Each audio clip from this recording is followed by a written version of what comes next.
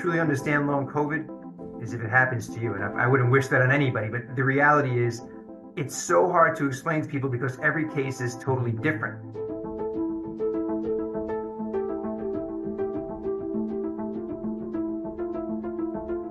Even 4 years in, we're still working on developing a specific definition. At this point, we go by the definition in the WHO, which defines post-COVID conditions as symptoms that develop after having a SARS-CoV-2 infection within 3 months of having the infection and last at least 2 months.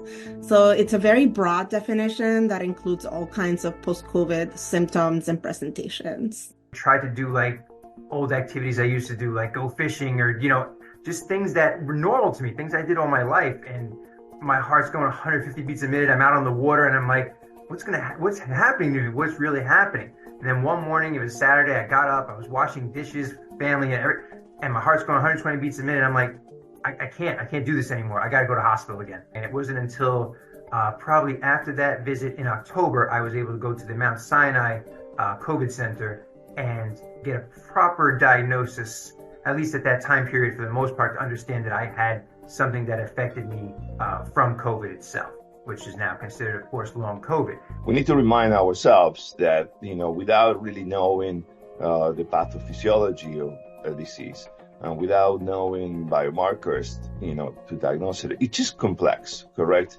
That doesn't mean that there are, certain things that people been trying. And some of these treatments do potentially have some benefits. I think that there is, significant progress. What we want, of course, is just to be able to diagnose and to treat. We have people that are really suffering with this, affected, physically, and also with brain fog and other symptoms that are significantly impacting the quality of life. The reality is, long COVID can change your life. And yeah, I recovered, but now my wife is down. And I mean, if I didn't recover and I didn't go back to work, where would we be right now? Where would my kids be right now? Where would, and you really have to think about this, like, this is serious, and even if it doesn't happen to you directly, you do have to be open and at least understand that. What I can say to patients that are suffering with long COVID right now is that I'm sorry that you're going through this.